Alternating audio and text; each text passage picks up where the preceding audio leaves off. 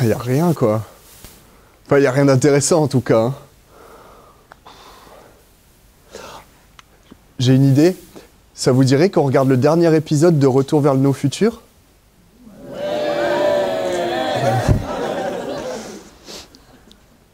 Ouais, donc aujourd'hui on fait une captation vidéo et on n'a pas de rire enregistré, donc faudra le faire vous-même. Et ben c'est parti alors. Il faut juste que je règle le convecteur temporel sur 2014 et que je rembobine. Ça secoue un peu. Et c'est parti. Previously in Back to the Near Future. Précédemment, dans Retour vers le No Future. Eh bien, nous sommes début 2014.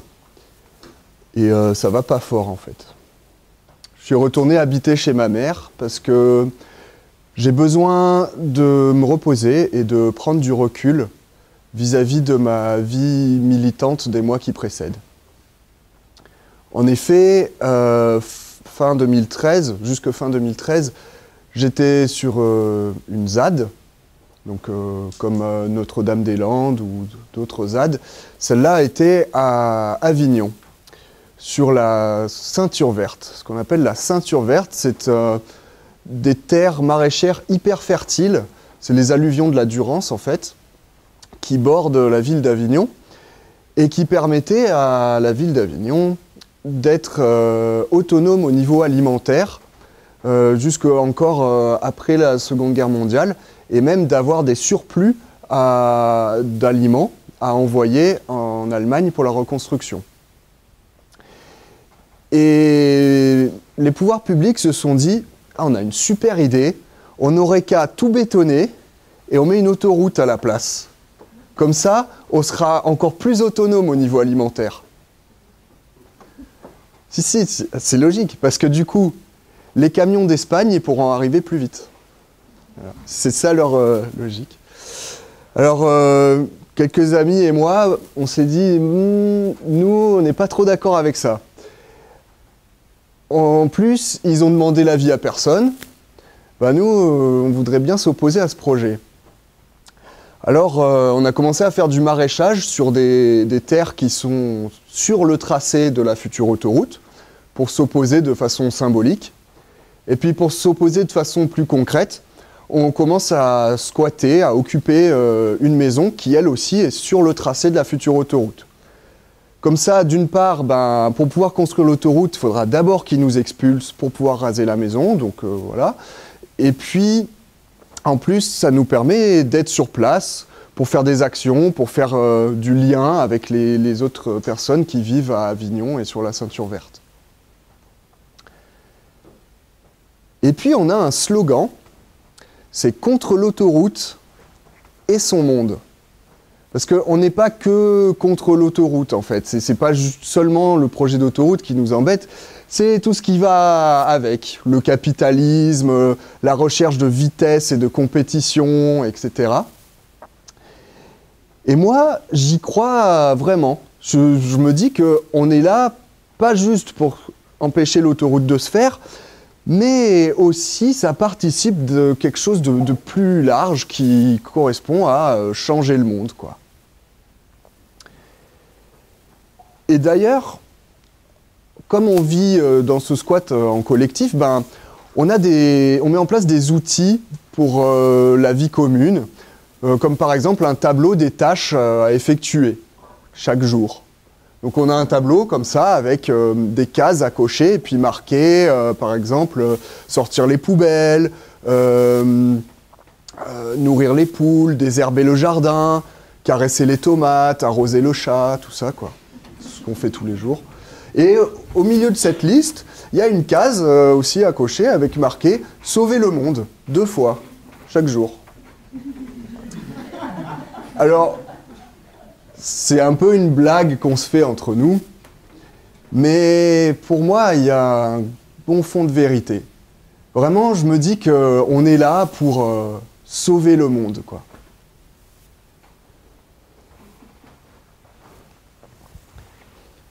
Eh ben, on n'a pas sauvé le monde.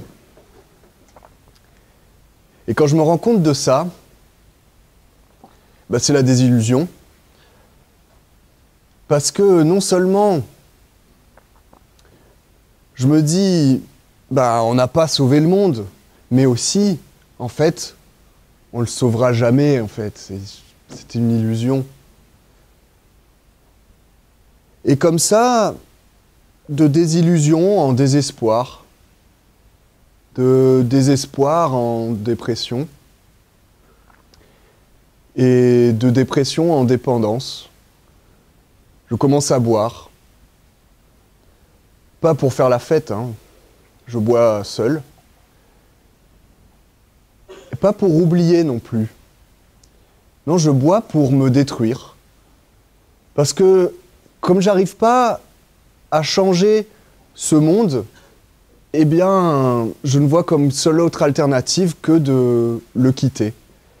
Et comme j'ai pas le courage de le faire d'un coup de feu, eh ben, je me détruis à petit feu. Parce que je sens qu'avec chaque gorgée d'alcool fort, j'arrive à détruire un peu plus mon corps.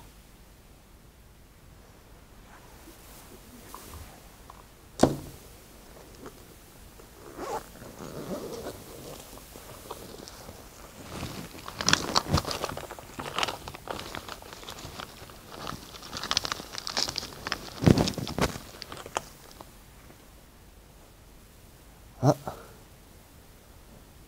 Remède contre le désespoir. Non, je rigole, c'est de l'arnica en fait. Bah non, ça n'existe pas, les remèdes contre le désespoir. Non, puis moi, ce dont j'aurais besoin, c'est de comprendre. J'ai toujours besoin de comprendre les choses. Pourquoi, comment ça se fait, d'où ça vient, etc. Et là, bah, du coup, j'ai besoin de comprendre ce qui m'arrive. Alors, je me documente.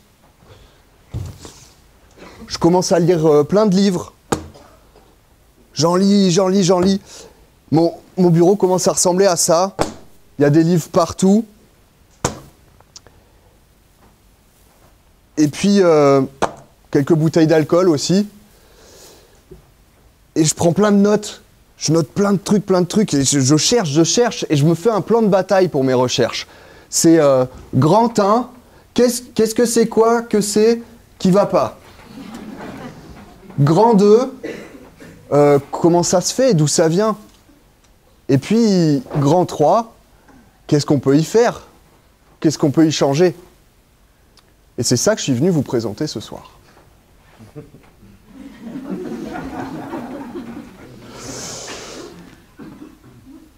Alors, bah du coup, grand 1.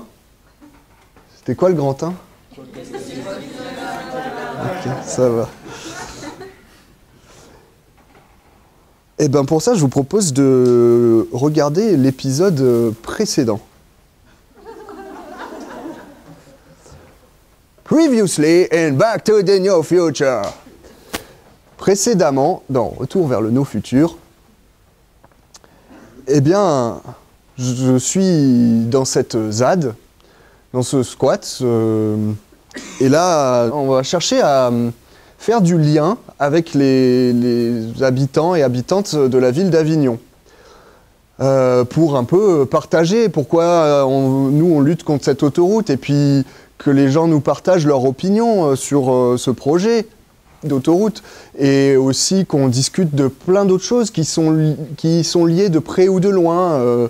Voilà, il y a plein de sujets politiques comme ça qui nous intéressent et qui pourraient intéresser d'autres gens. Alors on organise des réunions politiques pour discuter. Et bah, y a 10 personnes qui viennent. Non, rigolez pas, c'est pas mal, 10 personnes. Pour la ville d'Avignon, voilà. Et en plus, les réunions politiques, c'est chiant, c'est barbant. Alors que quand même, il y a 10 personnes qui viennent, déjà, c'est pas mal, quoi. Mais on se dit, bon, 10, c'est quand même, c'est pas assez. Nous, vraiment, on veut toucher plein de monde et vraiment faire du lien. Alors, comme on est des squatteurs, eh ben, on fait des concerts de punk hardcore.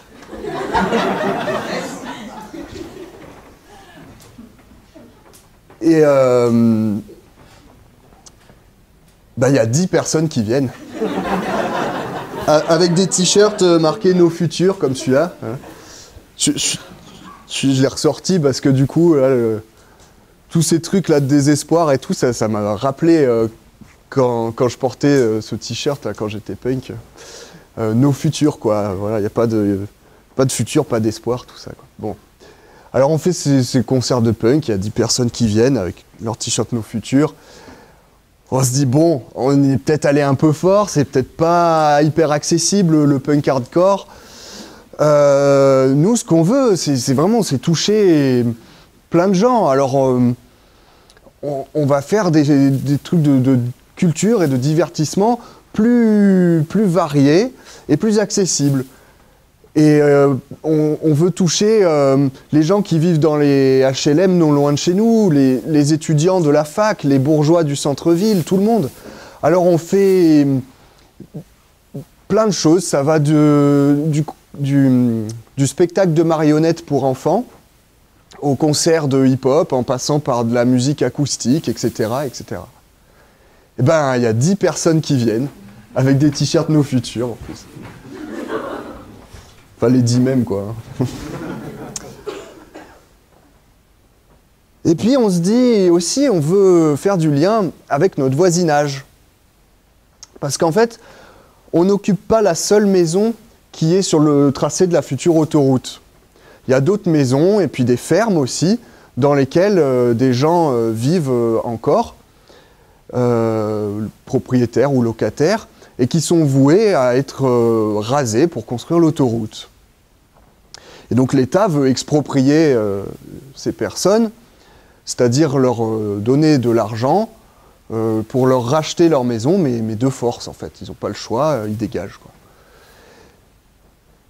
Et quand on en parle avec ces personnes, il y en a qui nous en parlent avec des larmes dans les yeux, parce que c'est la maison où ils sont nés, ou bien c'est la ferme sur laquelle travaillaient leurs parents et leurs grands-parents. Et ils n'ont pas envie de partir, ils n'ont pas envie que tout ça, ça disparaisse, que ce soit rasé pour laisser la place à une autoroute. Et il y en a qui nous en parlent, mais littéralement en pleurant, quoi.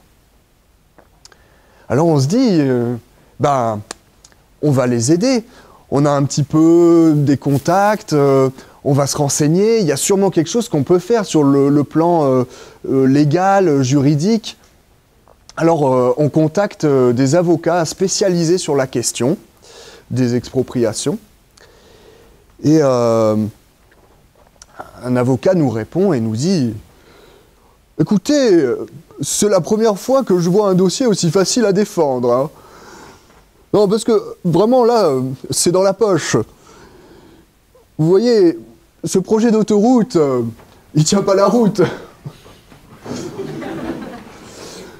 Vraiment, c'est dans la poche. Écoutez, au minimum, on peut obtenir que l'État doive payer plus à ces braves gens pour les exproprier. Et du coup, ça pourrait faire que ça devient trop cher et l'État, il pourrait plus faire le projet. Et puis même, il y a de bonnes chances pour qu'on arrive à faire annuler carrément la procédure d'expropriation. Non, vraiment, je vous dis, c'est dans la poche. Alors, on va voir nos voisins, nos voisines, on leur dit, en fait, vous pouvez vous opposer, et il y a des démarches à faire que nous, on ne peut pas faire à votre place. Vous avez juste à appeler cet avocat, il va vous expliquer. Voilà, il y a juste à appeler. Eh ben, personne n'a appelé. Personne. Et puis un matin, à 6 h du matin, on dormait encore. La porte d'entrée vole en éclats, il y a du verre partout. On se réveille en sursaut. Qu'est-ce que c'est? Qu'est-ce que c'est? C'est les flics qui viennent nous expulser. Et puis, comme leurs supérieurs leur ont dit qu'on était dangereux et armés, eh ben, ils entrent l'arme au poing, comme dans les séries policières là, américaines. Là. C'est sur la chaîne 22.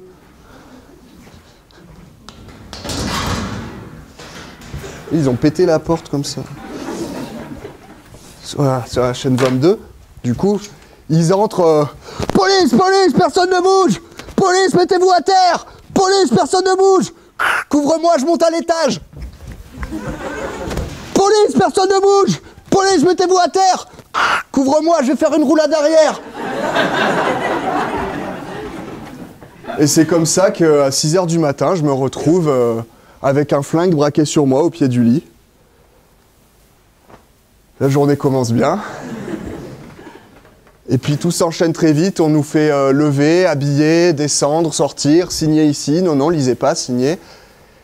Et puis c'est là qu'on prend conscience de l'ampleur du dispositif. Alors nous, on était 8, dont 2 poules et un chat. Et en face de nous, il y avait plus d'une centaine de représentants de l'État. Entre les 70 gardes mobiles avec leurs carapaces là et tout, la police municipale, la police nationale, la BAC, les RG, des techniciens de la police avec une mallette avec plein d'antennes qui brouillent les ondes des téléphones portables pour qu'on puisse pas appeler nos amis en renfort. Vous savez, ceux avec les t-shirts No Future, là, les 10. Une représentante de l'État, une représentante de la préfecture, la chef des déménageurs qui emmène toutes nos affaires au garde-meubles, l'huissier avec ses assistantes, EDF, j'ai plus assez de doigts, EDF pour couper le courant, et puis des ouvriers avec leurs machines qui, dès que tout est sorti de la maison, commencent à la démolir et emmènent les gravats. Et le jour même, le soir même, il n'y a plus rien. Un terrain vague, tout plat comme ça, il reste rien, tout net, tout lisse.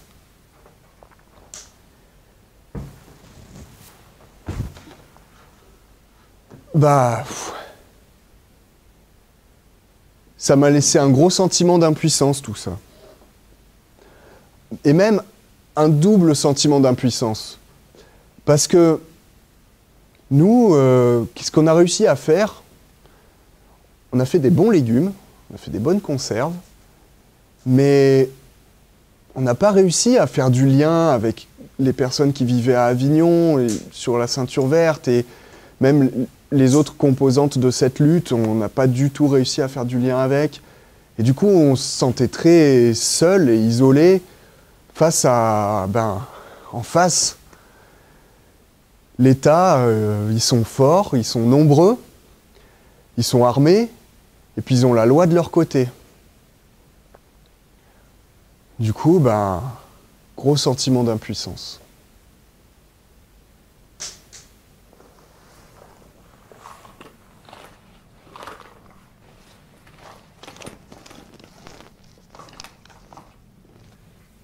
Ah, du Viagra contre l'impuissance. Non, c'est pas ce genre-là d'impuissance dont je parle. De quoi on parle comme impuissance? On va faire une petite pause. La pause de vocabulaire. Alors, l'impuissance, qu'est-ce que c'est? Eh bien, l'impuissance, c'est l'absence de puissance. Alors la puissance, qu'est-ce que c'est? Eh bien, la puissance, telle que définie par les philosophes, au hasard Spinoza, Spinoza me dit que la puissance, ma puissance, c'est ce que je peux faire, tout ce dont je suis capable de faire. Tout ce que je suis capable de faire. Et il nous explique que, ainsi, la puissance, c'est une sorte de degré de liberté. Et il nous démontre que, la puissance, c'est l'essence même de tout ce qui existe, et qu'au final, la recherche de puissance, donc la recherche de liberté, d'accroître sa puissance, c'est le but de la vie, pour faire simple.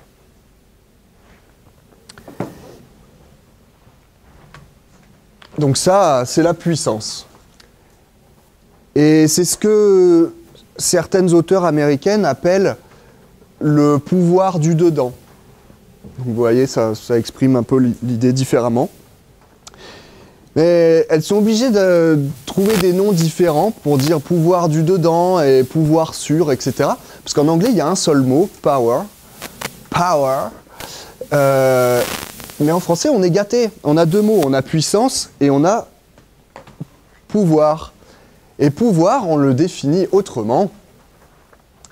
C'est le pouvoir sur quelqu'un ou sur quelque chose. Et donc le pouvoir, eh bien, c'est la puissance de modifier la puissance de quelqu'un ou quelque chose d'autre.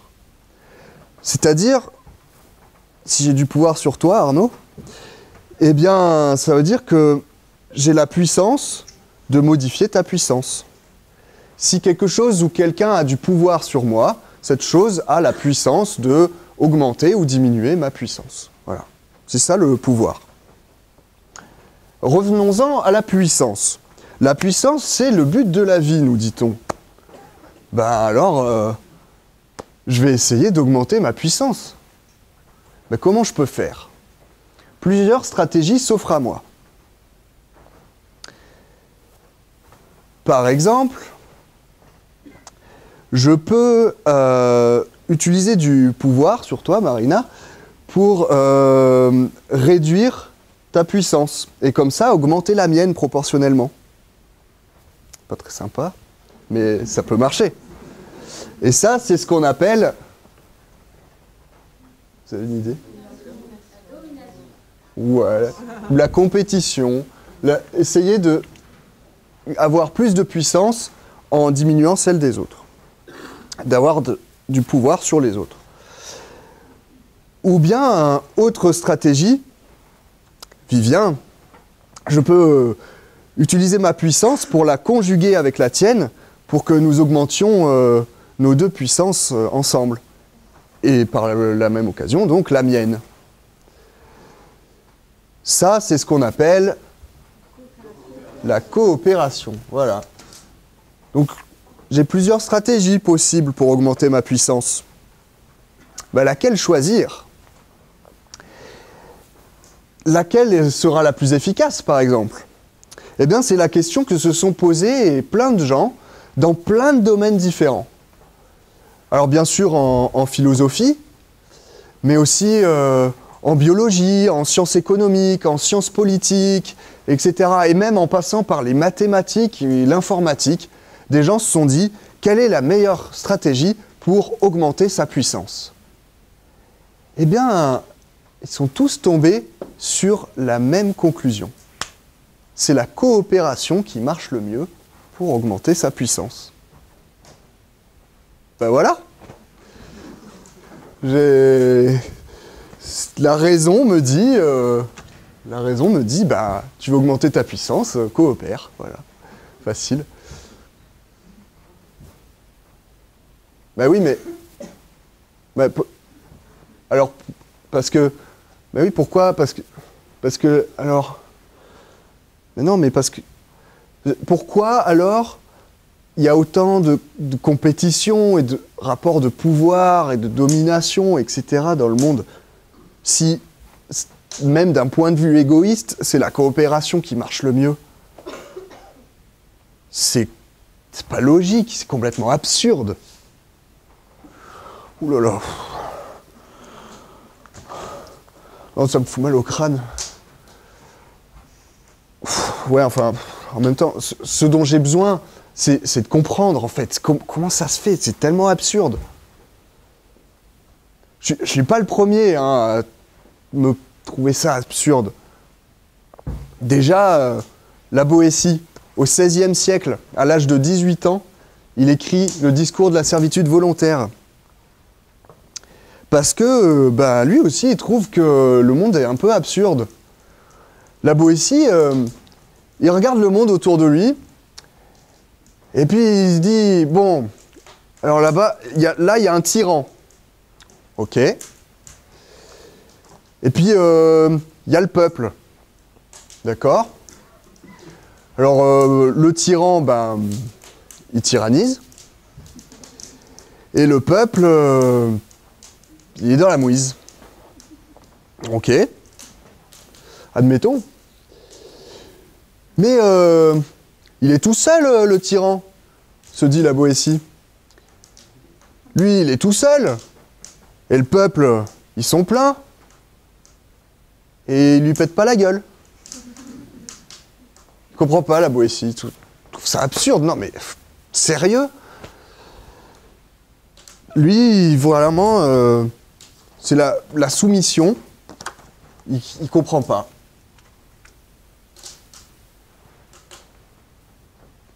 Mais dans son discours, il cherche des explications, il cherche des pistes à expliquer ce comportement, les mécanismes qui sont derrière ça.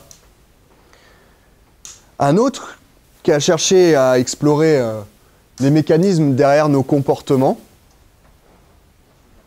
c'est Spinoza. Chouchou.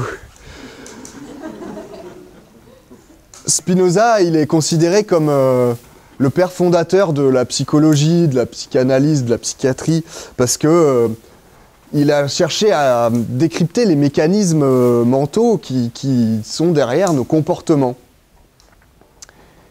Et moi, quand je rencontre Spinoza, ça a été un bouleversement. Ça m'a vraiment changé ma vie. Parce que, alors déjà dans la forme, l'œuvre principale de Spinoza, l'Éthique, son sous-titre c'est « À la manière des géomètres ». L'éthique écrite à la manière des géomètres. Qu'est-ce que ça veut dire? Ça ne veut pas dire qu'il a écrit avec un niveau à bulle. Hein. Ça veut dire plutôt à la manière des cours de géométrie au collège. Peut-être des mauvais souvenirs. Mais c'est-à-dire où il cherche à tout démontrer. Il n'y a rien qu'il affirme comme ça, qui sort de nulle part. Non, tout est soigneusement, rigoureusement démontré. Et ça donne une sorte de force à son texte, une limpidité.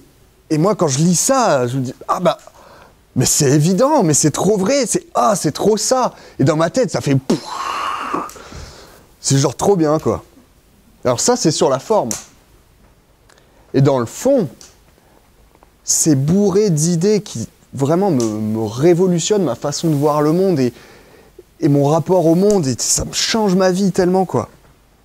La première de ces choses, c'est le déterminisme. Alors, on va faire une petite pause là-dessus.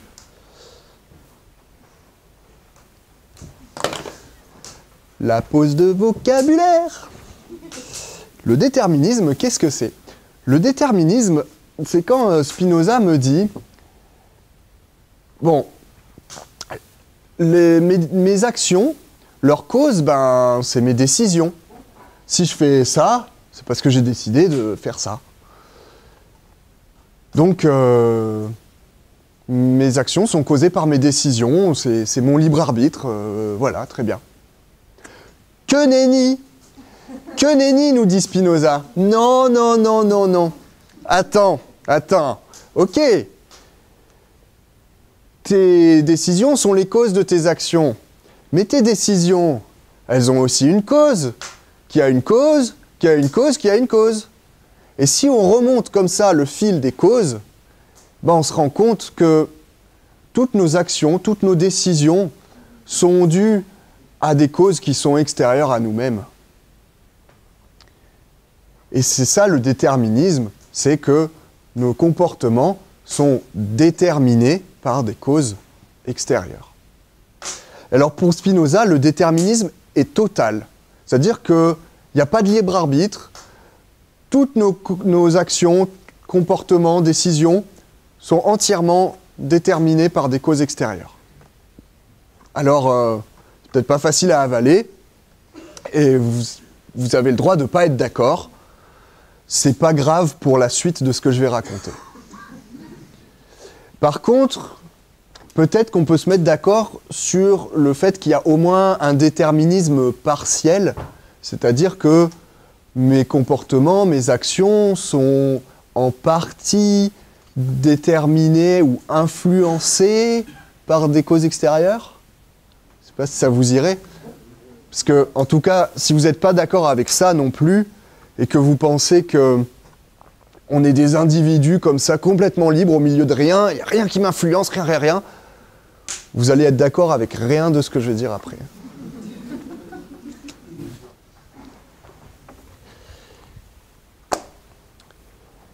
Et donc, parce que pour moi, le déterminisme, c'est super important. Parce que, enfin, je peux arrêter de me dire, mais pourquoi on fait de la merde comme ça, nous les humains?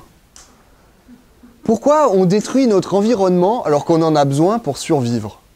Pourquoi on a des rapports de compétition entre nous alors que la raison nous dit c'est la coopération qui marche le mieux? Pourquoi? Je peux arrêter de me dire que c'est parce qu'on a décidé d'être méchant. Je vais être méchant, je vais faire du mal. Je peux enfin me dire que c'est parce que, en fait, y a des causes qui sont extérieures à nous, voilà. Et ça, déjà, ça m'apaise. Et puis, en plus, cadeau bonus, ça veut dire que si nos comportements, ils ont des causes, ces causes, on peut les découvrir. Et si on les découvre, on peut agir dessus, peut-être. Changer les choses. Ah, grand 2, grand 3, comment ça se fait, d'où ça vient, et du coup, qu'est-ce qu'on peut faire? Voilà, c'est ça la suite. Alors, sauf que je n'ai pas bien réussi à séparer les deux, donc on va plutôt faire un grand 2, 3, ça va être mélangé ensemble. Voilà. Alors, le déterminisme, il nous dit que, on n'est pas des individus comme ça, au milieu de rien, avec rien qui nous influence. On est des individus dans une situation. C'est-à-dire que ce qui va influencer mes comportements, c'est à la fois mon individualité, ma biologie, mon histoire personnelle, etc., et la situation autour de moi. L'histoire du monde, les autres autour de moi, la société, la météo, voilà, le temps qu'il fait, le hasard, les accidents, plein de choses. Et cette situation dans laquelle je me trouve, elle a un très fort pouvoir sur mes comportements. Elle va beaucoup influencer ma puissance et mes comportements de coopération ou de soumission ou tout autre. Voilà. Je vous donne un exemple. On va remettre un coup la chaîne policière.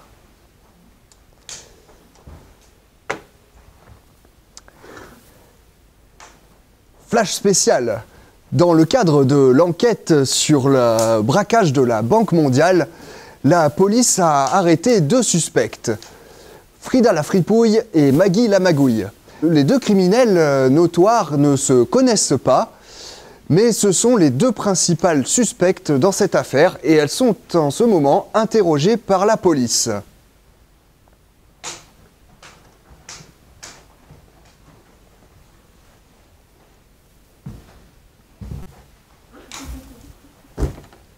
Alors, Frida la fripouille, on t'a bien attrapé, hein? Toi et Maggie la magouille aussi. On sait que... Enfin, moi je suis sûr que c'est une de vous 2 qui a fait le coup. Ouais, on n'a pas de preuves, ok. Mais c'est pas grave. Parce que je vais te dire un truc. Pour ça... vous risquez 8 ans de tôle. Et puis, de toute façon, si vous nous dites rien, on trouvera bien un petit truc. On trouve toujours un truc, et puis comme ça, tu auras 1 an de tôle, et puis tu sors pas d'ici libre, tu vas direct en prison. Eh ouais. Sauf que, en fait, on va pouvoir se mettre Maggie sous la dent. Parce que on va faire un deal. Toi, tu dis que c'est elle qui a fait le coup, tu témoignes, et puis comme ça, nous, on la met en tôle, et toi, tu sors libre. Hein? comme ça, voilà, non? Bon. En même temps, je vais te dire, si tu nous dis rien, que c'est elle qui témoigne contre toi, c'est 10 ans que tu prendras au lieu de 8. Ça t'apprendra à pas nous causer. Mais que va faire Frida? C'est ce que nous découvrirons au prochain épisode. En fait, c'est simple.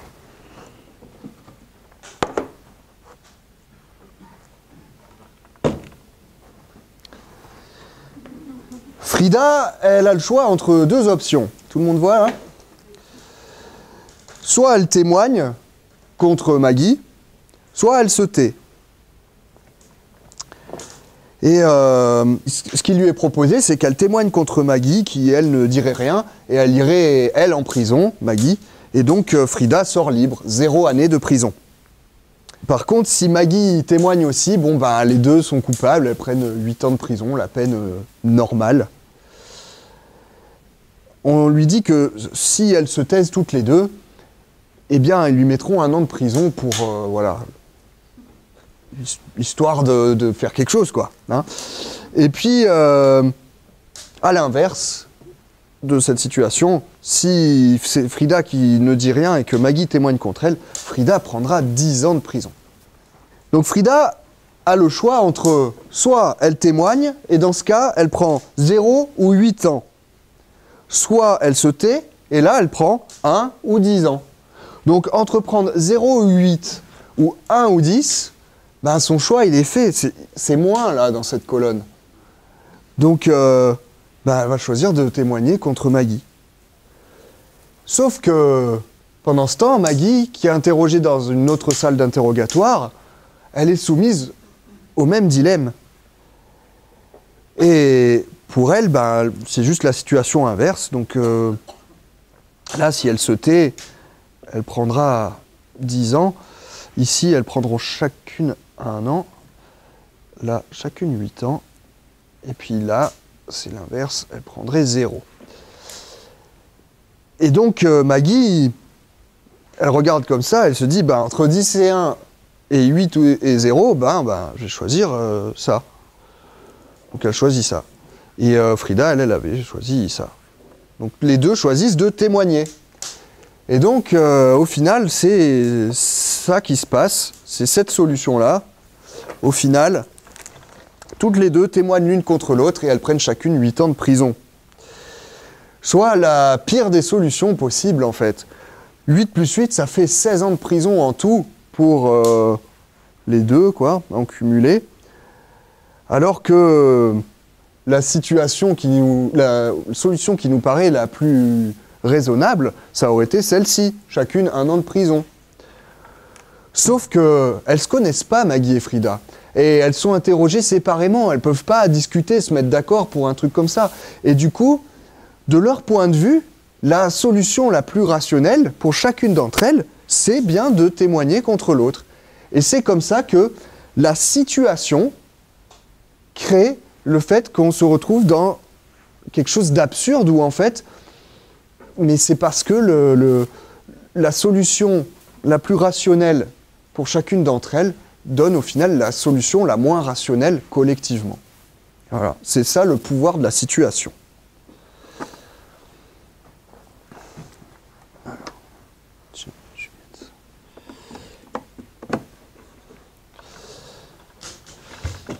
Alors, ça, c'est ce qu'on appelle le dilemme du prisonnier. En fait, c'est un exercice, disons, c'est utilisé dans des expériences de psychologie sociale. Alors, pas avec des vraies années de prison, hein. C'est avec des points à gagner ou à perdre, ou des fois des dollars à gagner ou à perdre. Et comme ça, des scientifiques mettent des personnes dans différentes situations pour voir si elles vont plutôt coopérer ou entrer en compétition. Et on observe que les gens coopèrent le plus lorsqu'il y a le plus de liens entre eux.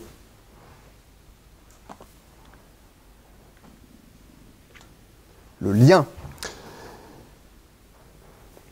C'est-à-dire, est-ce qu'ils se connaissent déjà ou pas? Est-ce qu'ils peuvent communiquer ou pas? Est-ce qu'ils vont se revoir ou pas? Des choses comme ça font qu'il y a plus de liens. Et quand il y a plus de liens, il y a plus de coopération et moins de compétition. Il y a d'autres expériences de psychologie sociale qui étudient aussi l'influence de la situation. Pour la plus célèbre, peut-être, c'est l'expérience de Milgram, de Stanley Milgram, qui a mené une expérience sur des cobayes, enfin des personnes, des volontaires, qui choisissent, qui sont placés dans une situation où on les met, on leur dit, on va tester l'influence de la punition sur la mémoire. C'est pas vrai, hein, c'est juste ce qu'on leur dit pour qu'ils y croient. Et on leur dit, il y a une personne en face de vous que vous allez devoir punir pour voir si ça stimule sa mémoire, en lui envoyant des électrochocs, comme ça. Électrochocs. Alors c'est pas vrai, hein. En fait c'est un acteur qui fait semblant d'avoir mal quand on lui envoie des électrochocs. Mais le volontaire, le cobaye, il le sait pas.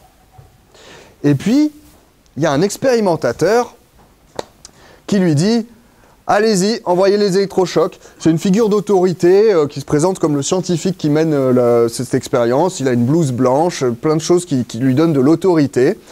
C'est un homme. Et il dit « Allez-y, envoyez les électrochocs » et tout.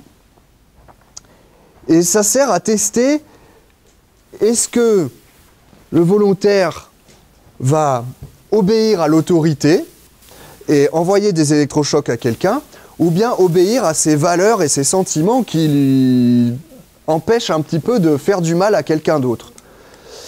Et jusqu'à quel point, combien de temps ça va prendre, combien d'électrochocs, quel niveau d'électricité, avant qu'ils disent stop, non, je désobéis, là, non, je veux plus participer à ça. Et alors, ce qu'on a pu remarquer dans cette étude, c'est que déjà, tout le monde se soumet un petit peu. Tout le monde ne va pas jusqu'au même point, mais tout le monde fait quand même 1 ou 2 électrochocs au moins. Et puis, surtout, le niveau jusqu'où vont les gens, ça dépend beaucoup du lien. C'est-à-dire, est-ce que la personne qui souffre en face, elle est dans la même pièce? Est-ce qu'ils se voient? Est-ce qu'ils s'entendent? Etc., etc. Et au plus il y a du lien, au plus la personne est proche, au moins les gens vont envoyer des électrochocs. Et donc au plus ils vont coopérer avec cette personne et moins se soumettre à l'autorité. La troisième chose qu'on observe dans ces expériences, c'est que ces pauvres cobayes, d'après les termes des scientifiques, se retrouvent dans une situation de détresse mentale profonde.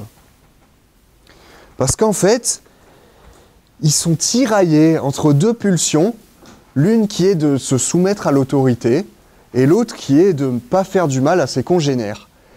Et c'est vraiment, c'est dur. Il y en a qui vraiment, émotionnellement, sont hyper dans des situations de stress très fortes, parce que, voilà, ils sont tiraillés entre ces 2 pôles.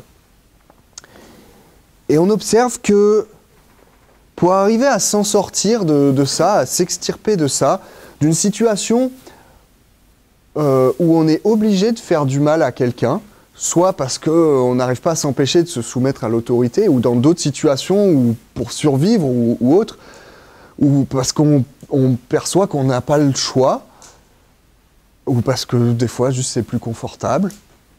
Mais en tout cas dans des situations où on se retrouve à faire du mal à quelqu'un d'autre, pour arriver à supporter ça, ces cobayes, ils ont recours à des stratégies mentales pour supporter ça, qui sont des stratégies de mise à distance. C'est-à-dire qu'ils vont considérer que l'autre n'est pas humain, ou ne sent pas la douleur, ou n'est pas du même pays, ou pas de la même race. Alors du coup, c'est moins grave de le faire souffrir, ça le met à distance, et puis si je le vois pas, ou etc. Eh bien, ça c'est des stratégies mentales pour arriver à supporter de faire du mal à quelqu'un d'autre. Pourquoi on n'arrive pas à supporter de faire du mal à quelqu'un d'autre? C'est parce qu'on ressent de l'empathie.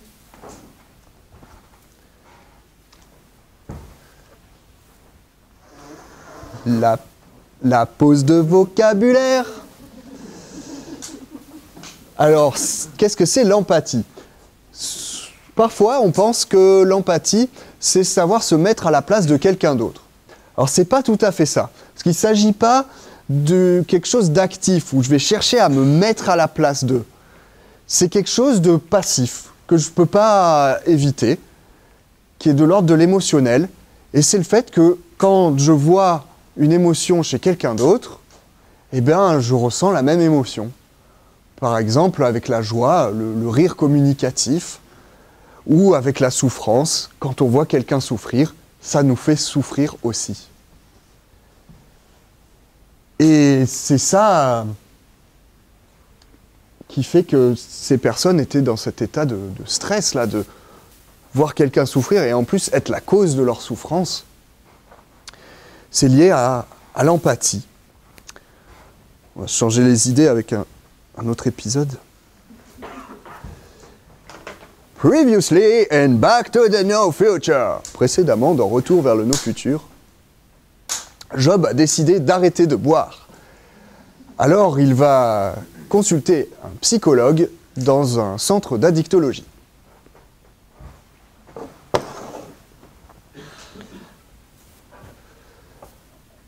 Alors, j'ai réfléchi à mon addiction et je pense que, enfin, je suis pas sûr, mais je pense que c'est parce que, en fait, je bois parce que je cherche à me détruire. Voilà, c'est de l'autodestruction, en fait.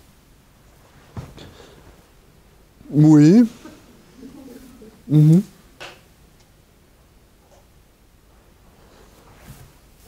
Ah, il faut que je continue de parler. Voilà, c'est de l'autodéstruction parce que je pense j'ai envie de quitter ce monde quelque part. En fait, je m'y sens pas bien et c'est comme ça pour essayer de disparaître, quoi. Voilà. Oui. Mais pourquoi? Mais parce que, je sais pas, regardez, le monde des humains, là, c'est catastrophique, c'est horrible. Regardez ce qu'on fait à la planète alors que on a besoin pour survivre. Et puis toutes les autres espèces et tout qu'on détruit, là. Pourquoi on fait ça, nous, les humains? Oui. Mais encore. Je sais pas, regardez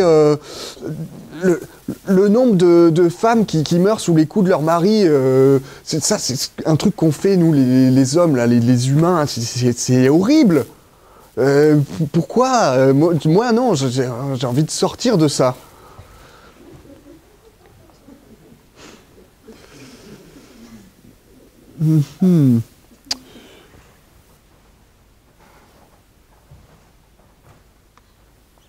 Écoutez, ça fait 10 séances que l'on se voit, et je pense que maintenant, je viens de cerner votre problème. En fait, vous n'aimez pas les êtres humains.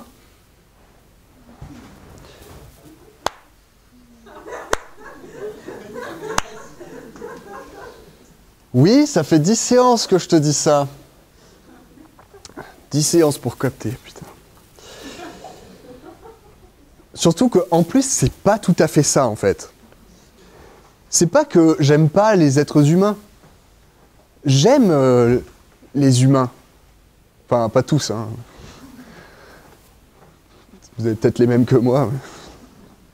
Mais disons, la plupart, individuellement, je les aime. Et c'est justement pour ça, parce que j'ai de l'empathie et de voir qu'ils souffrent, ça me fait souffrir. Et du coup, j'aime pas ce qui les fait souffrir. Et pour moi, ce qui les fait souffrir, c'est pas mal le monde des humains, en fait. Du coup, c'est le monde des humains que j'aime pas, parce qu'il fait souffrir les humains. Voilà, la nuance.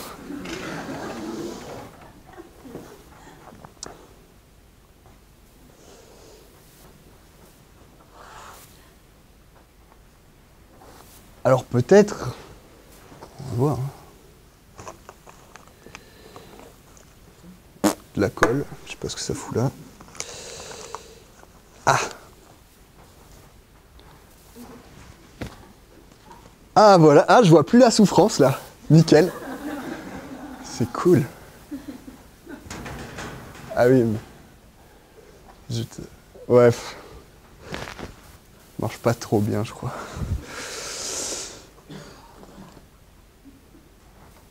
Non, et puis en plus, je peux pas m'empêcher de ressentir cette empathie. Comme je vous disais, c'est pas un truc actif.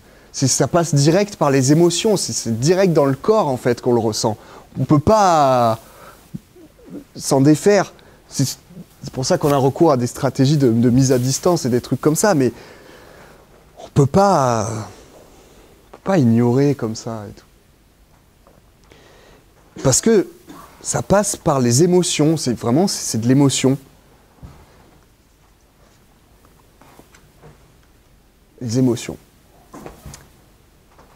Bah, je sais pas si j'arrive bien à vous exprimer mes émotions. C'est un truc pour lequel je suis pas très fort, donc je m'excuse. Et puis, c'est quelque chose qu'on nous apprend pas trop dans notre société. Surtout nous, les garçons, c'est pas trop ce vers quoi on nous destine. Alors que pourtant, c'est vachement important, les émotions. Spinoza lui-même, chou, nous dit que lui-même, il est à fond sur la raison. Hein. Lui, c'est je démontre par A plus B, la raison, c'est la voie de la béatitude. Hein. Béatitude, carrément. Et ben pourtant, lui-même, il dit que les émotions, c'est aussi important. Il dit que le corps et l'esprit sont sur le même plan. C'est comme les deux faces d'une même pièce. Il n'y en a pas un qui doit dominer l'autre. Pour être libre, il ne faut pas que notre raison soit dominée par nos émotions, mais il ne faut pas non plus que notre raison domine nos émotions. Et si on veut être libre vis-à-vis de nos émotions, c'est pas en les cachant, en les mettant sous le tapis, en faisant comme si elles n'existaient pas, en les ignorant, qu'on y arrivera. Ça marche pas. Il faut les reconnaître, les accepter, et c'est ça le premier pas de la liberté, nous dit Spinoza. Il nous dit aussi que les émotions, elles ont un fort impact sur nos comportements et sur notre puissance. Et que dans cet impact qu'elles ont, la seule chose qui est plus forte qu'une émotion, c'est une autre émotion plus forte. C'est-à-dire que c'est pas en démontrant par A plus B, généralement, le plus souvent, c'est pas en démontrant par A plus B des choses qu'on va faire changer de comportement quelqu'un. Alors, ça serait peut-être intéressant, si on veut encourager la coopération, par exemple, d'avoir des moyens qui passent par les émotions et pas que par la raison. Les émotions, des fois, elles ont même un impact qui se prolonge dans le temps, un impact sur nos comportements qui se prolonge bien dans le temps.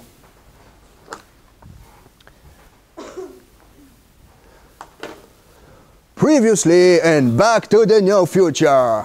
Précédemment, dans Retour vers le no future. Lyon, 2010. Job vit dans un squat politique.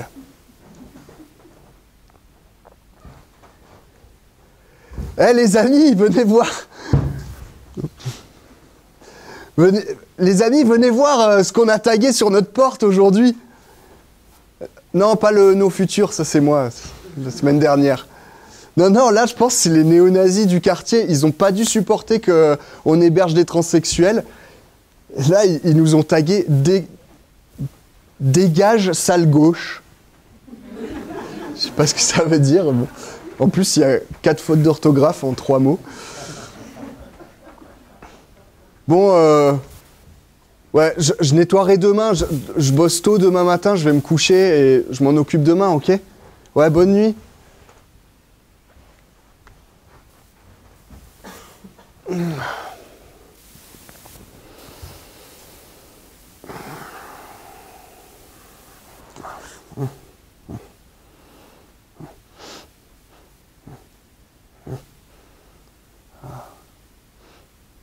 Ah, il est trop bien ce barbecue. Les poivrons en train de griller là. Avec cette odeur de fumée. Cette odeur de fumée. De fumée! Mais c'est pas dans mon rêve! Il y a de la fumée partout! Ah mais il y en a dans toute la maison! Ça vient d'en bas! Il y a le feu, il y a le feu, il y a le feu! De l'eau, vite de l'eau! Allez! Les autres! Réveillez-vous, il y a le feu, réveillez-vous! Non, c'est pas une blague, il y a le feu! De l'eau. Allez!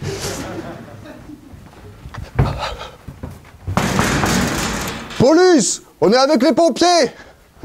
Ah oui, Mais attendez, il faut que j'enlève la barricade! D'habitude, on veut pas que vous rentrez. Hein.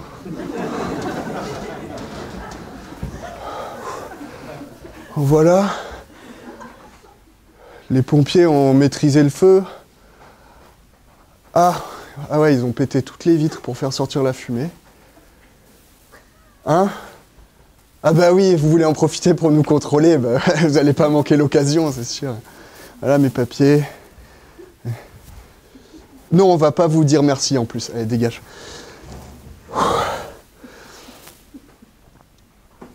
Bah... Ça m'a fait un sacré choc, et puis... Ça, plus l'expulsion à la ZAD, et puis d'autres événements encore... ça fait tout ça cumulé, et ça fait que maintenant...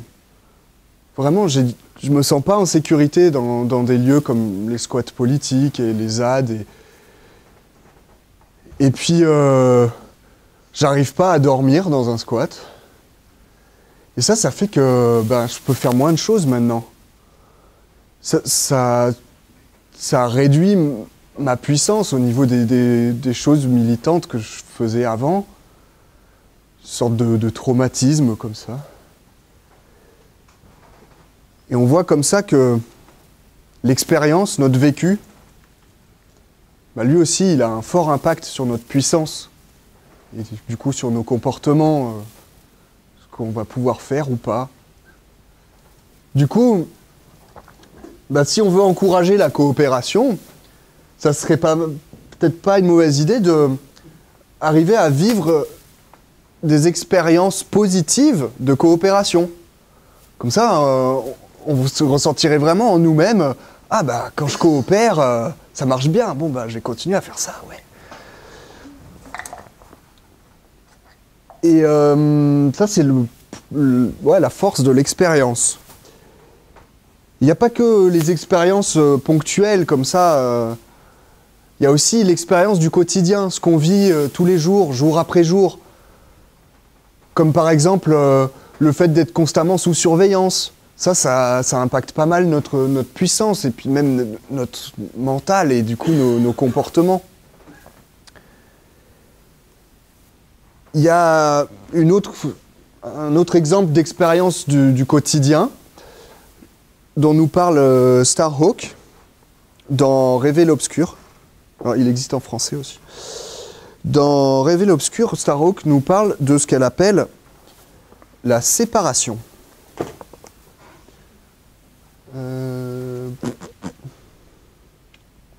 Qu'est-ce que c'est? La pause de vocabulaire.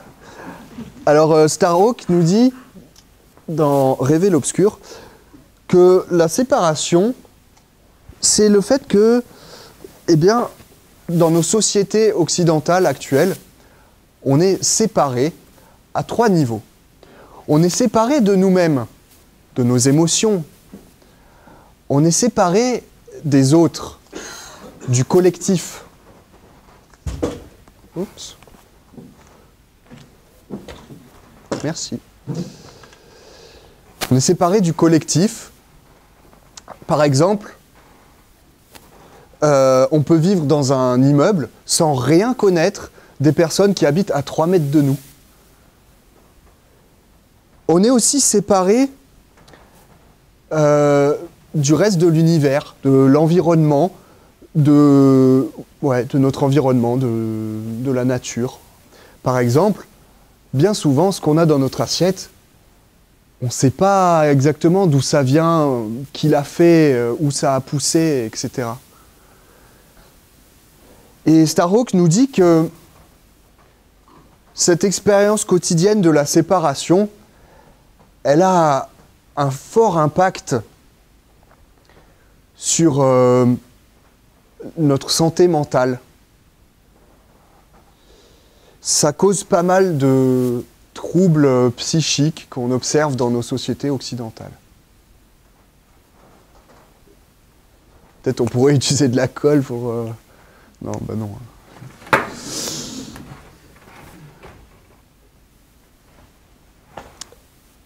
Alors, au moins, d'où ça vient, cette séparation? Starhawk nous dit qu'une chose qui perpétue pas mal ce phénomène de séparation dans nos sociétés, ce sont certains mythes. Oups. Reste avec nous, la séparation.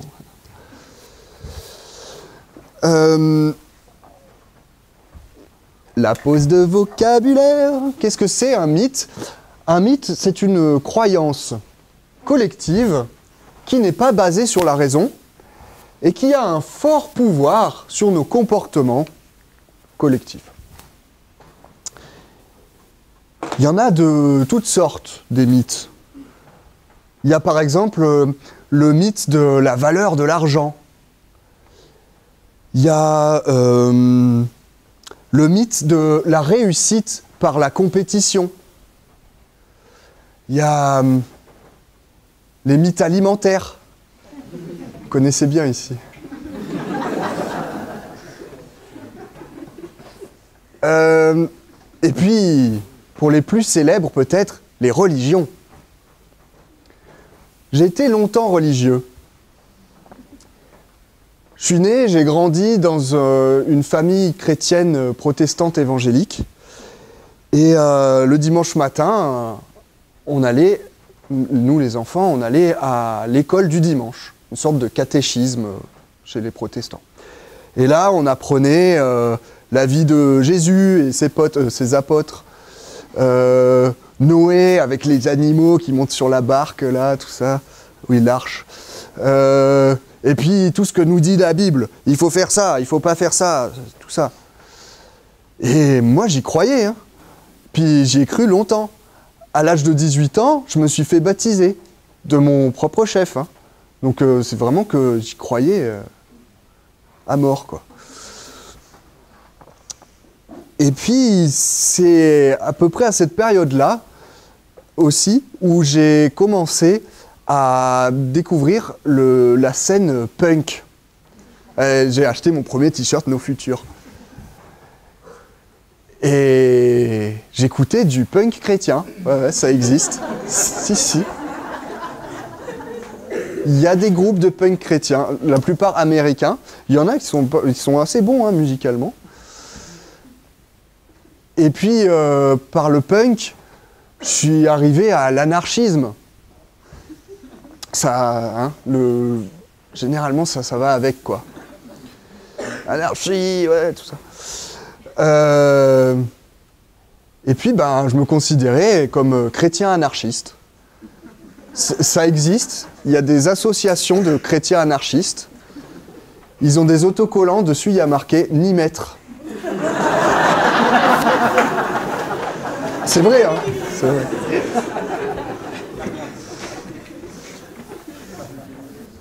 Et puis, quand même, petit à petit, commençais à me dire quand même, non mais, un serpent qui parle, tout ça.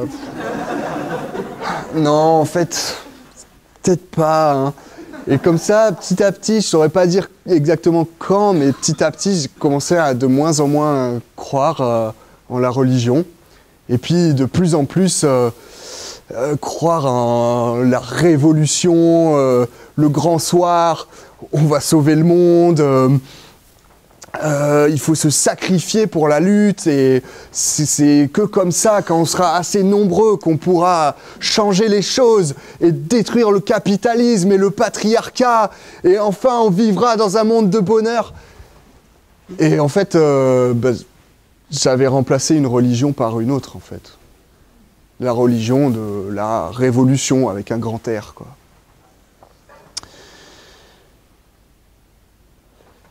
Et c'est pour ça que quand cette illusion-là aussi, elle s'est dissipée, je suis tombé de haut, quoi.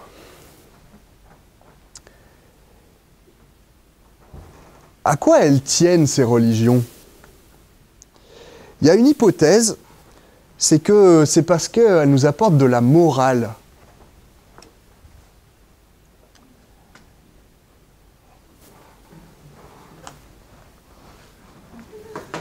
La pause de vocabulaire. La morale, c'est un système de prise de décision. Un système de prise de décision qui ne repose pas sur la raison, mais qui repose sur le fait qu'il y a quelque chose qui nous dépasse, au-dessus de nous. Alors, ça peut être Dieu, ça peut être la force de l'histoire, ça peut être la révolution. Quelque chose qui est au-dessus de nous et qui nous dit « ça c'est bien ». Ça, c'est pas bien. Bon, bah alors, je vais faire ça, alors. Sans plus y réfléchir. Et à la morale, on oppose l'éthique. C'est le titre du livre de Chouchou, Spinoza. L'éthique... c'est un autre système de prise de décision dans lequel, au lieu d'avoir quelque chose au-dessus de moi qui me dit d'avance ce qui est bon ou pas, eh bien, je vais utiliser ma raison pour réfléchir et me dire, bon, bah, dans telle situation, qu'est-ce qui serait bon que je fasse pour les autres, pour moi-même, et en prenant en compte le fait que je fais partie d'un monde avec d'autres gens, d'autres animaux et tout et tout. Et pour faire ça, eh ben, j'ai besoin de nourrir ma raison avec de la connaissance. Et remplacer un peu certains des mythes par de la vraie connaissance qui va me rendre plus puissant et plus capable de prendre des décisions éthiques et en utilisant mon raisonnement. Tout ça, les mythes, les croyances collectives, le corpus de connaissances qu'on peut avoir, la morale, et tout ça, ça fait partie de ce qu'on appelle la culture. Une des définitions de culture. Dans le sens d'avoir une culture commune, des valeurs, des choses dans lesquelles on croit, etc., qui sont collectives. Et cette culture, elle fait partie de ce qui fonde une société. Et les sociétés, la société, elle a, elle aussi, un fort impact sur nos comportements et sur notre puissance. Ce pouvoir, elle l'a à travers les traditions qu'elle peut nous imposer, à travers les normes qu'elle peut nous imposer. Ah, les normes. Les normes, elles ont un fort pouvoir sur nous aussi, et sur notre puissance. Parce que si on n'est pas dans la norme, eh ben, tout devient plus difficile. Trouver du travail, du coup avoir à manger, trouver des amis, pour avoir des relations sociales, et du lien affectif, etc. Quand on est hors norme, ça devient plus difficile. Et du coup, ça donne du pouvoir à la norme. Parce que ainsi, la société peut nous dire « conforme-toi, sinon tu vas galérer ». Sauf que y a des gens qui ne peuvent pas ou ne veulent pas se conformer à la norme. Et pour ces personnes-là, c'est difficile. Cette norme, ou les normes, ça fait partie de ce qu'on peut appeler le pouvoir diffus. La pause de vocabulaire. C'est la dernière. Hein. Le pouvoir diffus, c'est le fait que... Alors, il y a le pouvoir souverain, c'est le roi ou l'État ou quoi, qui est au-dessus de nous, comme ça.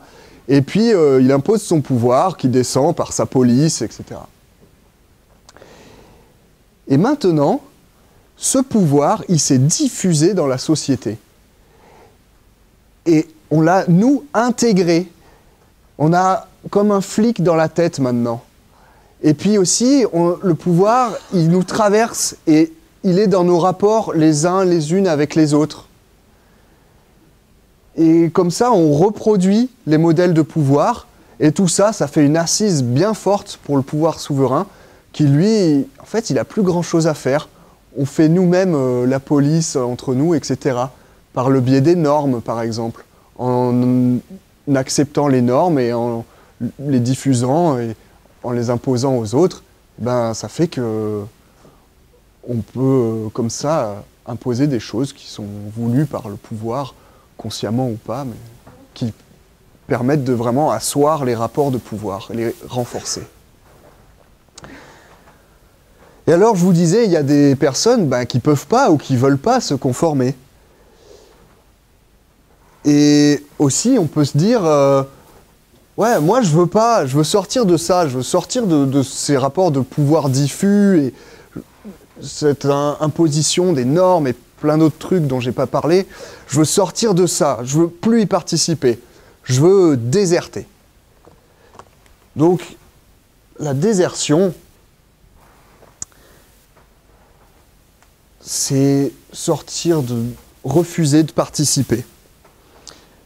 Et moi, encore régulièrement, j'ai des tentations de la désertion ultime, de vraiment quitter la société pour toujours, et comme ça, moi, je participe pas à ça.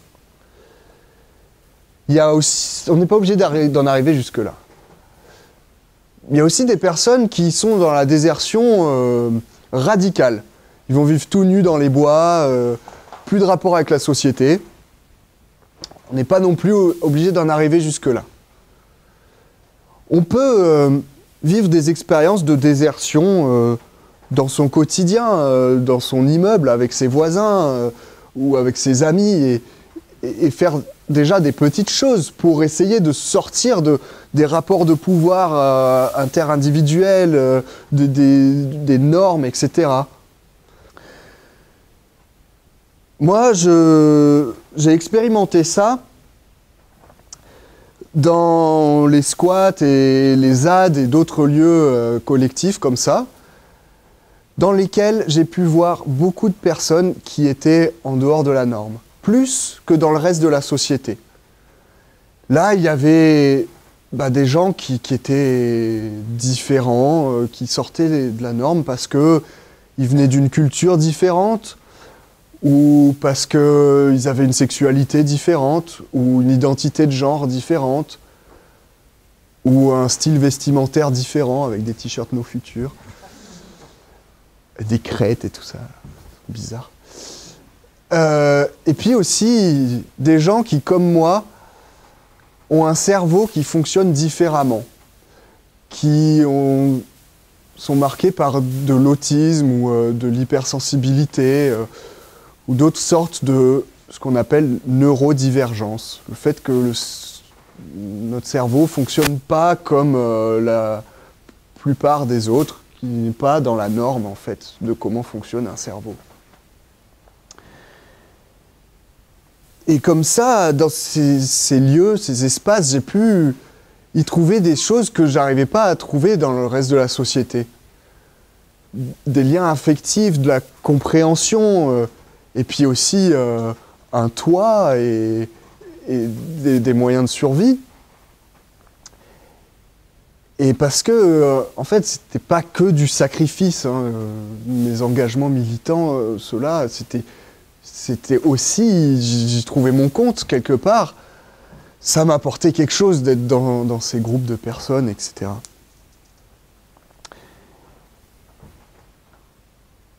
Et parce que ces expériences de désertion, souvent, elles servent aussi à combler nos besoins.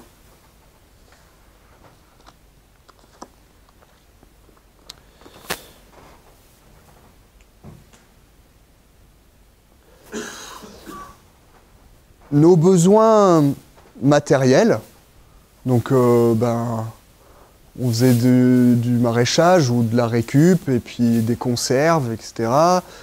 On ne payait pas de loyer, donc on avait de quoi s'abriter, etc. Mais aussi nos besoins psychiques. Les besoins d'avoir du lien avec les autres, d'être entendu, d'être entouré, etc., etc.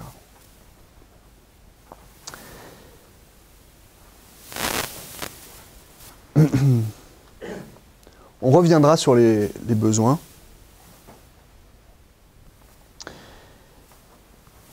Autre manière d'espérer sortir de ce que nous impose la société,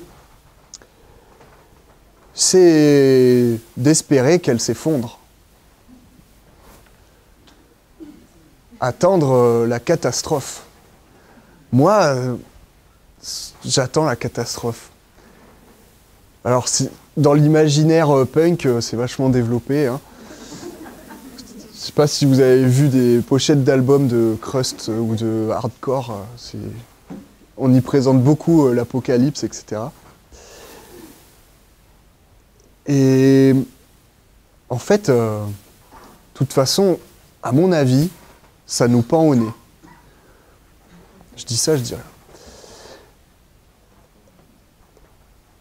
Et pourquoi la catastrophe, ouais, ça peut nous permettre de sortir de la société? Eh bien, parce que dans les cas de catastrophes naturelles, quand le tissu de la société s'écroule, toutes les règles et tout ça qui maintiennent la société, quand ça s'effondre, eh bien, on observe que les gens ont recours à plus de coopération qu'avant et moins de compétition. Par exemple, il y a des gens qui ont observé ce qui s'est passé après l'ouragan Katrina aux États-Unis. Je ne sais pas si vous vous rappelez. Il y a plein d'exemples. Il y a des bouquins là-dessus et tout. Quand la société s'écroule, eh bien, il y a plus de coopération. Et du coup, moi, ça me donne envie qu'elle s'écroule vite. Donc voilà, ça c'est la catastrophe qui nous pend au nez, pour laquelle il faudrait peut-être qu'on se prépare aussi. Parce que quand le litre d'essence va augmenter, c'est déjà fait, quand ça va devenir plus difficile d'avoir à manger, parce que beaucoup de ce qu'on mange c'est fait avec du pétrole, enfin c'est pas fait avec du pétrole, hein. On utilise du pétrole pour le faire, eh bien ça va impacter nos besoins. Et donc peut-être qu'il faut se préparer à arriver à subvenir à nos propres besoins, arriver à plus d'autonomie. Et puis aussi nos besoins psychiques, nos besoins de faire du lien.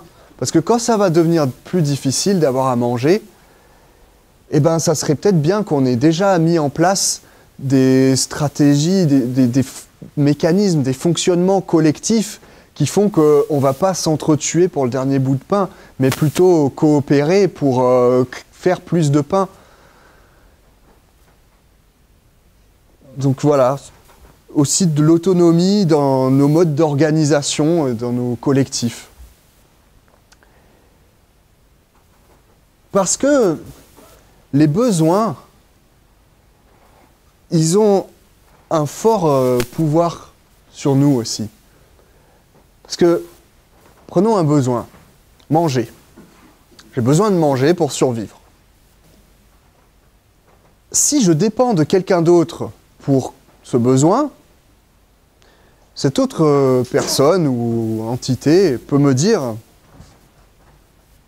« Hop, hop, hop, hop, tu fais pas ça, tu continues à bien faire ce que je te dis, sinon moi je te file plus à bouffer. » Du coup, j'ai pas le choix. Faut bien que je mange. Et c'est comme ça que beaucoup de gens se retrouvent à faire un travail qui détruit l'environnement, ou qui les détruit, ou qui détruit les autres, ou les trois à la fois. Parce que, il faut bien manger, il faut bien nourrir sa famille. Ça, c'est le pouvoir par le biais des besoins. Et c'est mis en lumière par la phrase « du pain et des jeux ». C'est quelqu'un qui est au pouvoir qui avait dit, c'était un empereur romain, je crois, je suis pas sûr, qui avait dit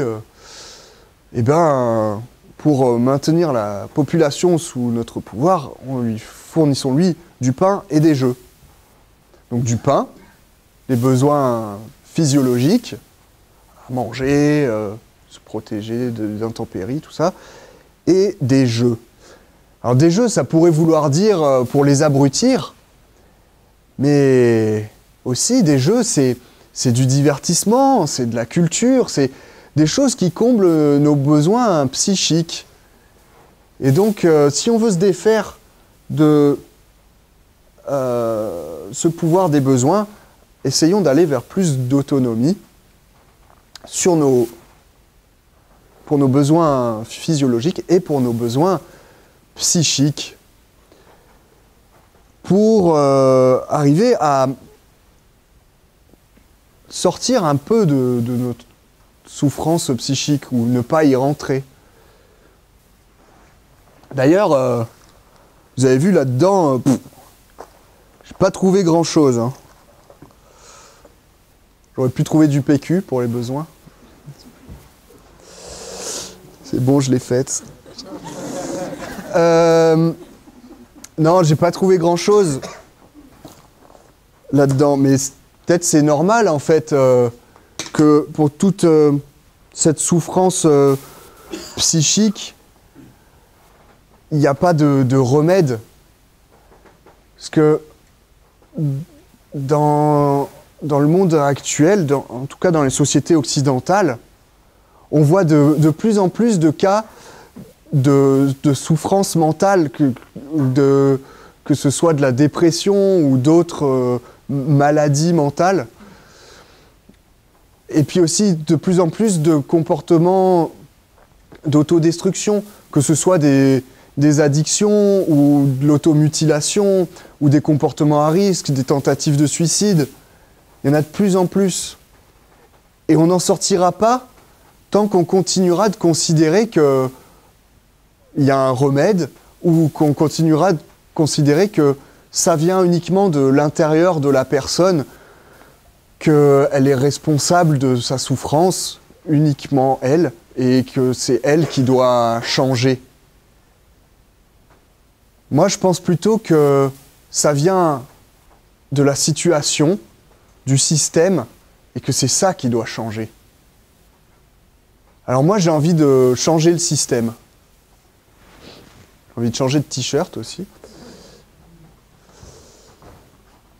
J'ai envie de remplacer ce t-shirt là, nos futurs, par un autre t-shirt que j'avais quand j'étais punk, avec un autre slogan du mouvement punk. Combattons le système, changeons le système.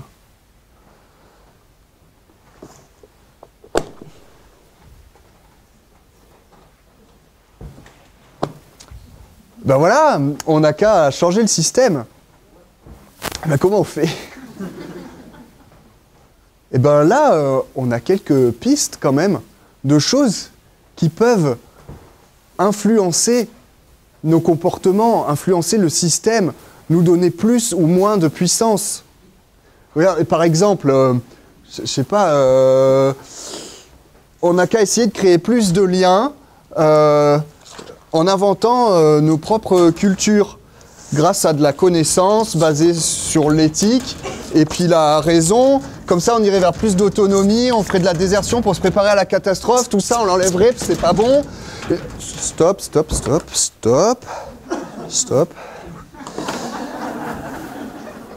Bon, c'est un peu embrouillé, mais en fait, c'est comme ça dans ma tête. Tout est connecté, tout est connecté. Alors, je vais juste en choisir deux. Je vais prendre celui-là, et puis celui-là. Alors, j'ai juste insisté donc sur l'autonomie collective. On a vu que eh bien, ça peut nous permettre d'avoir moins de rapports de pouvoir sur nous et entre nous, et puis ça peut créer du lien, ça peut... Ouais, je suis en train de remettre tous les autres trucs. Je voudrais insister aussi sur le fait que les deux vont ensemble. L'autonomie tout seul dans son coin, c'est nul, ça marche pas. On a besoin des autres, on ne peut pas tout savoir soi-même, on a besoin des autres pour savoir faire d'autres choses et pour collectivement, c'est mieux, on peut faire plus de choses, on est plus fort, quoi. Et puis, un collectif qui ne serait pas autonome, eh ben, ça ne fonctionne pas très bien. S'il dépend d'autres choses qui ont du pouvoir sur lui, eh ben, ça le rend moins bon. Et donc, si on veut se dire, bon, bah, qu'est-ce que je peux faire, moi, demain, eh ben, si je suis déjà dans des démarches d'autonomie, bah, je peux essayer de le faire plus collectivement. Ou si je suis déjà dans des trucs collectifs, je peux essayer de faire que mon collectif soit plus autonome. Ou si je suis déjà dans l'autonomie collective, ben, je peux essayer de voir qu'est-ce qui pourrait créer plus de liens, par exemple, ou d'essayer d'inventer une culture ou diffuser de la connaissance. Il y a plein de choses qu'on peut faire et à partir de là où on en est, en fait. On pourrait donner plein d'exemples concrets. L'autonomie collective, bah, par exemple, c'est quelque chose qu'on expérimente ici, au Valence Atelier Libre. Collectivement, comment se rendre plus autonome sur les savoir-faire, etc. C'est aussi l'association pour laquelle je travaille, Catalyse. C'est notre but, c'est d'apporter plus d'autonomie. Et c'est à ça qu'on travaille. Et il y a plein d'exemples précis, techniques qu'on pourrait donner. Il y a vraiment plein de choses à faire. Alors, en fait, ça fait beaucoup. Ça peut paraître beaucoup, mais la bonne nouvelle, elle nous vient de Johanna Macy, dans Éco-psychologie pratique. Une idée qui a été reprise aussi par le magazine Tumult grenoblois, dans le numéro 10. C'est l'idée que les actions qu'on peut mener pour aller vers plus de coopération, ou sauver la planète, ou des choses comme ça, ces actions-là, elles se rangent en 3 catégories.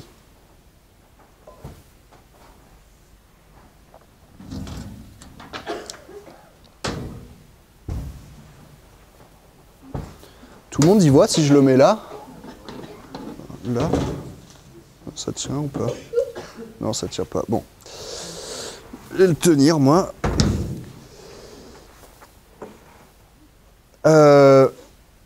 Une catégorie, c'est établir des rapports de force. Résister, s'opposer à tout ce qui nous détruit ou détruit la planète et toutes les relations de domination, etc. On peut faire ça par des pétitions ou des manifs ou de l'action directe ou des ZAD ou des sabotages. Voilà, il y a plein de moyens d'action pour établir des rapports de force. Une autre catégorie, c'est proposer des alternatives. Montrer comment on pourrait faire autrement au niveau technique, comment on pourrait produire de l'énergie autrement, sans polluer, ou aussi comment on pourrait s'organiser différemment pour mieux fonctionner entre nous. Et ça, du coup, on peut le faire en expérimentant et en montrant ce qui marche pas, etc. La troisième catégorie, c'est le partage de savoir ou la conscientisation, la coéducation, l'ouverture des consciences, il y a plein de termes. C'est en fait montrer ce qui ne va pas et informer les autres, s'informer entre nous sur ce qui ne va pas et sur comment ça pourrait être mieux, etc. Donc en faisant de l'éducation populaire, par exemple, ou des ateliers, des initiations, enfin je sais pas, plein de choses. En écrivant des journaux, voilà, en faisant des affiches, etc. Et alors, ces trois choses, c'est comme un peu les trois pieds d'un tabouret.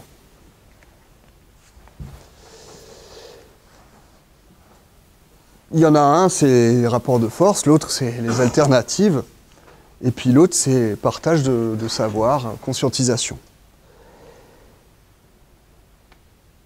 Et pour que le tabouret y tienne, eh ben, il faut trois pieds. Si j'en enlève un, ça ne tient pas. Donc ça veut dire qu'il faut les trois. Mais ça ne veut pas dire qu'on doit tous être dans les trois, en même temps, de front, comme ça. Ça veut dire, au contraire, la bonne nouvelle, c'est que on peut être dans un des trois, et puis être content qu'il y ait d'autres gens qui soient dans un autre pied. Et ça veut dire que ça sert à rien de dire ouh, les méchants zadistes, vous êtes violents, c'est pas ça qu'il faut faire, et venez avec nous faire de l'éducation. Non, ça sert à rien. Ça sert à rien non plus de dire ouais, les planqués avec vos alternatives, venez sur les barricades, c'est là que ça se passe pour le changement et tout. Ça non plus, ça sert à rien. Non, au contraire, on peut plutôt avoir de la gratitude pour le fait qu'il y ait des gens qui fassent des choses différentes de nous, des choses qui complètent ce que nous on fait. Et qui font que les trois pieds du tabouret existent. Et que du coup, ça tient. Et puis aussi, ça veut dire que on n'est pas obligé d'être sur le même pied tout au long de sa vie. Moi, regardez, je change de pied des fois. Hop. Non, moi, j'ai changé de pied, j'ai changé de catégorie d'action pendant ma vie. Au début, j'étais dans les rapports de force, sur les ZAD, les squats et tout ça. Et puis, maintenant, dans ma vie quotidienne, avec l'asso pour laquelle je travaille, on est plutôt dans les alternatives. Et puis, ce soir, devant vous, je suis plutôt dans le partage de savoir. Et donc maintenant, il est temps de passer à l'action et d'éteindre la télévision.